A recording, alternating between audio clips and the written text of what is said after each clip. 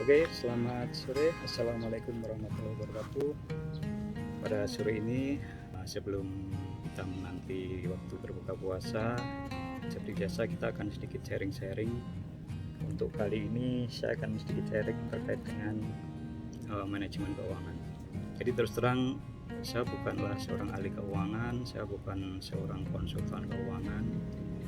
Jadi yang saya sampaikan ini hanya sebatas apa yang saya dapatkan dari sedikit meninggal ilmu ke orang-orang yang telah sukses atau pada media sosial atau media elektronik lain yang ada. Oke teman-teman, jadi kadang kita tuh merasa bahwa kita udah bekerja siang malam banting tulang, tapi kenapa kok perasaan apa yang kita dapatkan itu seperti nggak ada hasilnya, dalam arti hanya ini aja, jadi nggak terwujud lah apa yang kita inginkan. Mungkin ada beberapa tips yang dapat saya sharing di sini.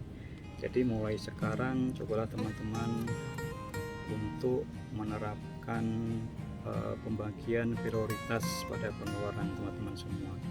Jadi usahakan pengeluaran kita bagi menjadi 3 prioritas. Yang pertama adalah apa yang kita butuhkan, yang kedua adalah apa yang kita inginkan, dan yang ketiga adalah saving untuk kebutuhan masa depan. Nah, terkadang kita susah untuk membedakan antara apa yang kita butuhkan dan apa yang kita inginkan. Jadi segala sesuatu yang kalau kita tidak penuhi,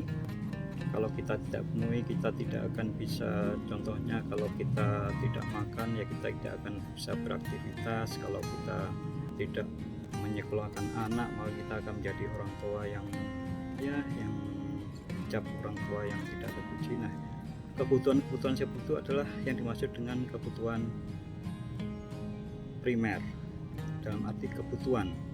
Jadi kalau kita nggak penuhi akan berat bagi kita. Nah, ada lagi kita sebut sebagai keinginan. Nah, apa itu keinginan? Jadi keinginan adalah sesuatu yang kalaupun tidak kita penuhi ya tidak apa-apa. Contohnya hanya sekedar keinginan untuk jalan-jalan, keinginan kita untuk upgrade handphone lah, keinginan kita untuk foya-foya bersama teman-teman. Nah, itulah yang dimaksud dengan keinginan. Nah, ada lagi yang disebut dengan saving. Nah, saving ini pada saat ini kita sudah banyak sekali mendapatkan beberapa instrumen saving. Jadi kalau dulu kita hanya mengetahui kalau saving itu hanya sebatas tabungan, atau mungkin tabungan bisa celengan di rumah, tabungan di bank atau segala macam. Nah, terkait investasi ini sekarang ini sudah banyak sekali instrumen platform yang dapat kita gunakan untuk melakukan saving. Nah, salah satu saving ini tujuan kita adalah jadi investasi. Nah, dalam investasi ini intinya investasi adalah kita menunda dulu kesenangan kita menunda kesenangan kita untuk mendapatkan suatu kesenangan kelak di masa yang akan datang. Nah, itulah tujuan dari invest. Nah, kalau kita bicara terkait dengan instrumen invest, sekarang ini udah banyak sekali apa yang disebut dengan saham, terus apa yang disebut dengan mungkin deposito, apa yang disebut dengan dagangan atau trading pun sekarang udah banyak sekali macam-macamnya. Ada trading saham, trading falas, ada trading, bahkan sekarang yang lagi bumi-buminya ini terkait dengan cryptocurrency. Nah, semua instrumen itu dapat kita manfaatkan. Jadi kita tinggal belajar sedikit demi sedikit, kita pahami bagaimana kita harus mulai, bagaimana kiat-kiat kita agar aman untuk terjun di dalam dunia itu. Semua itu tergantung kita. Nah, satu yang dapat saya sampaikan, jangan pernah Anda menyesal suatu saat nanti ketika Anda merasa, waduh, kenapa saya tidak mulai dari dulu seperti ini.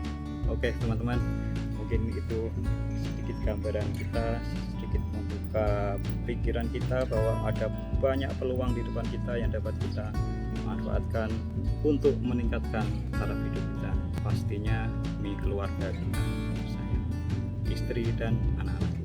Oke teman-teman, selamat menunggu berbuka puasa. Semoga puasa kita hari ini mendapat berkah, dicatat sebagai amal ibadah bagi kita oleh Allah yang Maha Kuasa.